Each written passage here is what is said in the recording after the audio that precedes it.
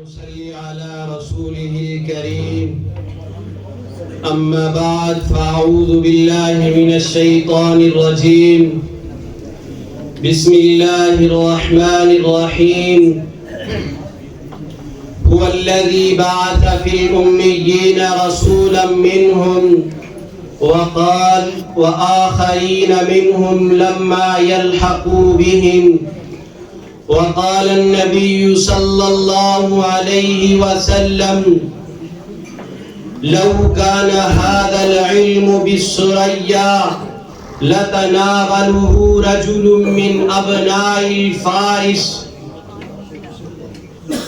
بتا رہا ہے ہمیں ثریا عروج بام ابو حنیفہ، بتا رہا ہے ہمیں ثریا عروج بام ابو حنیفہ، بلند تر ہے فلک کے تاروں سے بھی مقام ابو حنیفہ. معزز و مقتدر اساتذہ کرام اور میرے ہم سفر ساتھیوں، آج کے اس بارونق مسابقہ خطابت میں آپ حضرات کے سامنے امام الائمہ، امام الفقہاء حضرت امام اعظم ابو حنیفہ نعمان بن ثابت الکوفی نبر اللہ مرقدہ کے تعارف پر چند گزارشات پیش کروں گا. دور نبی صلی اللہ علیہ وسلم کے گزرنے کے بعد مختلف مفسرین قرآن، محدثین عظام اس دنیا پر آئے. یقیناً ہر ایک اپنے وقت کا امام اعظم ہوگا، مگر فقہ حنفی کو ایجاد کرنے اور اس کو مدون کرنے کے لیے جو ستارہ طلوع ہوا اور پوری دنیا میں تا قیامت جس کی روشنی باقی رہے گی، وہ سرزمین کوفہ میں سنہ 80 ہجری میں نمودار ہوا. آئیے ذرا ہم سب سے پہلے یہ دیکھتے ہیں کہ کوفہ کو بنانے کا حکم دینے والا اور کوفہ کو بنانے والا اور اس کو آباد کرنے والا کون ہے. تو جب میں تاریخ کے اوراق پلٹتا ہوں تو کوفہ کو بنانے کا حکم دینے والا بندہ کوئی عام بندہ نہیں ہے. یہ وہ بندہ ہے جس کے بارے میں آقا صلی اللہ علیہ وسلم فرماتے ہیں ان اللہ جعل الحق علی لسان عمر وقلبہ. عمر بولتا بھی ٹھیک ہے، عمر سوچتا بھی ٹھیک ہے. یہ حضرت عمر نے سوچا کہ کوفہ بننا چاہیے، اس پر مہر میرے نبی کی ہے. کوفہ بنانے والے کون ہیں؟ حضرت سعد رضی اللہ عنہ، جن کا نام لے کر نبی فرماتے ہیں سعد فی الجنہ. اور اس کو آباد کرنے والے کون ہیں؟ حضرت عبداللہ ابن مسعود رضی اللہ عنہ، جن کے بارے میں آقا صلی اللہ علیہ وسلم فرماتے ہیں ما حدثکم ابن مسعود فصدقوہ. جو مسئلے تمہیں عبداللہ ابن مسعود بتائے ان مسئلوں کی تصدیق کرنا. یہ فقہ حنفی کی بھی تصدیق ہے. یاد رکھیں صحابہ کرام میں سے فقہ حنفی کی بنیاد عبداللہ ابن مسعود پر ہے. کوفہ کو بنانے کا حکم دینے والے عمر بن خطاب ہیں، اس کو بنانے والے حضرت سعد دونوں عشرہ مبشرہ میں سے ہیں. ایک ان میں سے خلیفہ راشد ہے اور جو قرآن لے کر کے آئے وہ کون ہے؟ آپ دیکھیں، اٹھائے حدیث کی کتاب دیکھیں محدثین کیا لکھتے ہیں. علامہ ذہبی فرماتے ہیں الکوفہ نزل به جماعت من الصحابہ. اس میں جماعت صحابہ گئی ہے. وہ جماعت صحابہ کے افراد کتنے تھے؟ محدثین نے اس پر بڑا تفصیلی کلام کیا ہے.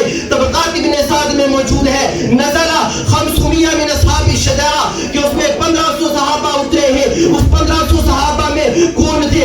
آگے چلیں الثقات میں موجود ہے نزل 300 من اصحاب الشجرہ و70 من اہل بدر.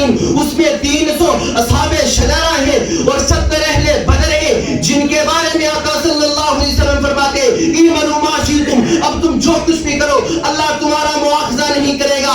سامعین توجہ، میں بتا یہ رہا ہوں کہ جس شہر میں امام ابو حنیفہ پیدا ہوئے اس کو بنانے کا حکم دینے والا عمر بن خطاب رضی اللہ عنہ، اس کو بنانے والے حضرت سعد رضی اللہ عنہ، اس کو آباد کرنے والے عبداللہ ابن مسعود رضی اللہ عنہ، اس میں صحابہ کرام 300 اہل بدر و 300 اصحاب شجرہ ہیں جن کے بارے میں قرآن اعلان کرتا ہے لقد رضی اللہ عن المؤمنین اذ ان میں 70 اہل بدر ہیں جن کے بارے میں قرآن اعلان کرتا ہے وَلَقَدْ نَصَرَكُمُ اللَّهُ بِبَدْرٍ وَأَنْتُمْ أَذِلَّةٌ. یہ وہ جگہ ہے جہاں امام ابو حنیفہ پیدا ہوئے.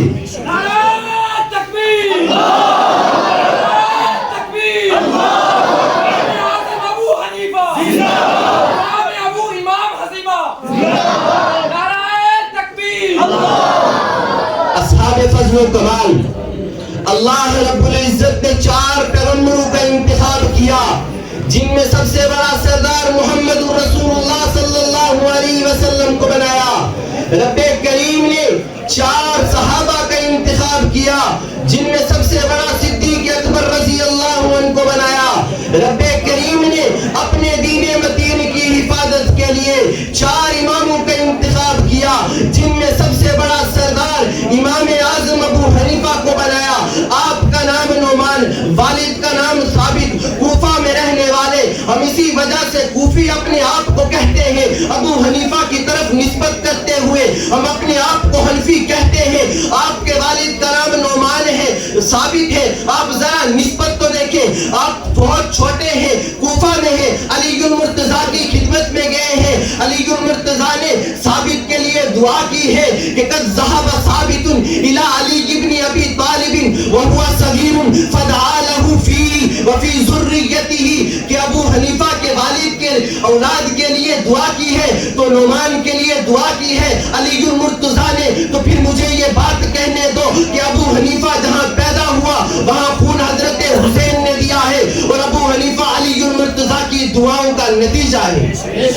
سامعین محترم، اللہ رب العزت نے قرآن پاک میں جہاں پیغمبر اعظم صلی اللہ علیہ وسلم اور صحابہ کے فضائل کا تذکرہ کیا وہاں تذکرہ امام اعظم ابو حنیفہ کا بھی موجود ہے.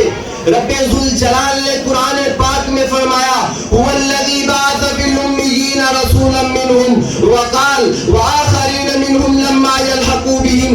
صحابہ کرام نے پوچھا یا رسول اللہ، امیین کا مطلب ہم سمجھ گئے، اس سے مراد صحابہ کرام ہے، قریش مکہ ہے، لیکن آخرین سے مراد کیا ہے؟ حضور صلی اللہ علیہ وسلم نے سلمان فارسی کے کندھے پر ہاتھ رکھ کر کے فرمایا اس سے مراد ابو حنیفہ ہے.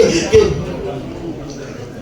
سامعین محترم، امام اعظم ابو حنیفہ کی وہ شخصیت ہے جو بالواسطہ قرآن کریم اور حدیث رسول کی مصداق بنتے ہیں. اگر فن حدیث کے تعلق سے بات کی جائے تو امام اعظم ابو حنیفہ وہ شخصیت ہے کہ جنہیں حضرت انس بن مالک رضی اللہ عنہ کی زیارت سے مشرف ہوئے. بعض مصنفین کے قول کے مطابق 8 صحابہ کرام اور 1 صحابیہ سے حدیث پاک سنی ہے.